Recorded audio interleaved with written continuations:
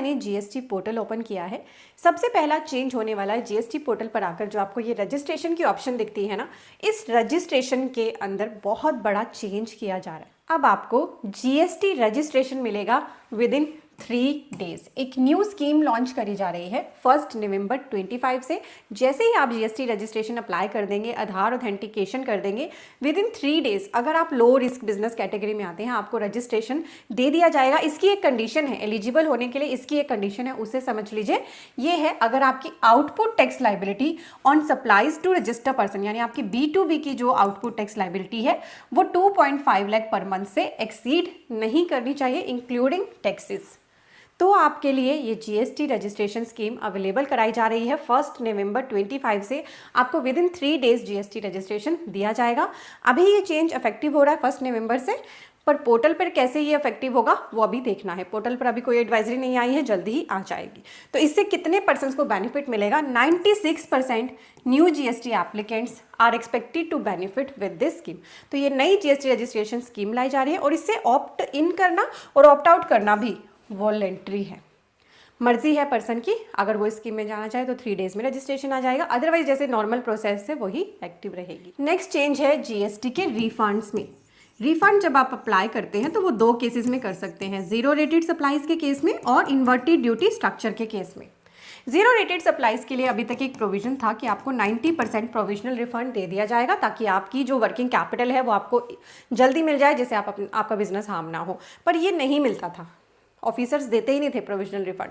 और IDs inverted duty structure के case में ऐसा कोई प्रोविजन नहीं था, पर अब इसे भी 1 नवंबर से इंप्लीमेंट कर दिया है। दोनों ही केसेस में अगर आप रिफंड के लिए अप्लाई करेंगे तो आपको 90% प्रोविजनल रिफंड इमीडिएटली इशू करा जाएगा। अगर ऑफिसर को ऐसा लगता है कि आपको रिफंड नहीं दिया जाना चाहिए तो उसको अपना रिमार्क, अपने जो रीजंस है वो रिकॉर्ड करने पड़ेंगे राइटिंग में। ये प्रोसेस भी चेंज हो रही है 1 नवंबर 2025 से। नेक्स्ट चेंज हो रहा है आपके आईएमएस के अंदर। ये मैंने आईएमएस डैशबोर्ड ओपन किया है, इसके अंदर आपको एक ऑप्शन दिखती है क्रेडिट नोट्स की। ठीक है, अभी तक क्रेडिट नोट्स के लिए आपको सिर्फ उसे एक्सेप्ट करने की और रिजेक्ट करने की ही ऑप्शन दिखती थी।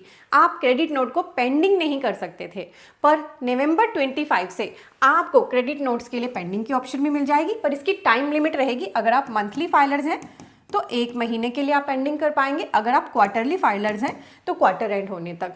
ठीक है, इसकी कंडीशन क्वार्टर एंड होने के 1 मंथ तक, तो ये इसकी कंडीशन है। तो क्रेडिट नोट में अब आपको पेंडिंग करने की भी ऑप्शन मिलेगी, क्योंकि कई बार क्या होता है क्रेडिट नोट रिफ्लेक्ट हो रहा होता है, बट आपको टाइम चाहिए होता है उसे क्रॉस चेक करने का कि एक्चुअली वो क्रेडिट नोट आपके लिए है भी या नहीं, गलत तो नहीं डाला गया। क्योंकि क्रेडिट नोट आते ही आपके आईएमएस में ये मतलब होता है कि आपको इसका आईटीसी रिवर्स करना पड़ेगा। ठीक है, ये जरूरी है। क्रेडिट नोट्स में एक ऑप्शन आपको और दी जा रही है। मान लीजिए आपके लिए यहाँ पर एक क्रेडिट नोट आया है जिसके अगेंस्ट आपको 1800 का आईटीसी रिवर्स करने के लिए दिख रहा है, पर एक्चुअली आपने आईटीसी अवेल किया था 1000, तो आप उतना ही रिवर्स करेंगे ना। पहले ऐसी कोई ऑप्शन नहीं थी।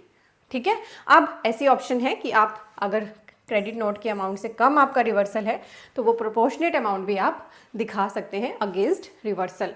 ये ऑप्शन भी आपकी एक्टिव हो रही है 1 नवंबर 2025 से। नेक्स्ट चेंज नोट कर लीजिए, अगर आपने अपनी रिटर्न्स को पेंडिंग किया हुआ है 3 इयर्स ओल्ड अगर रिटर्न्स हो गई हैं तो 1 नवंबर 25 से आपको इन पीरियड्स की रिटर्न्स अलाउ नहीं करी जाएंगी, ब्लॉक कर दी जाएगी। जो आपको पीरियड्स यहाँ पे दिख रहे हैं जब से जीएसटी आया तब से लेकर, अगर आपकी ये रिटर्न्स पेंडिंग है, जैसे जीएसटी 1 जुलाई 17 से सितंबर 22 की, जीएसटी 1 क्वार्टर जुलाई 17 से जुलाई सितंबर 22 क्वार्टर की, इस तरह से 99C 2021 की, जीएसटी 4 21-22 की, तो आप उन्हें अभी फाइल कर लीजिए 31 अक्टूबर तक। 1 नवंबर से ये आपकी सिस्टम ब्लॉक करना शुरू कर देगा। Next very important, GST 99C financial year 24-25 के लिए एक्टिव हो गई है। अब आपको इसे फाइल करना है 31 दिसंबर तक।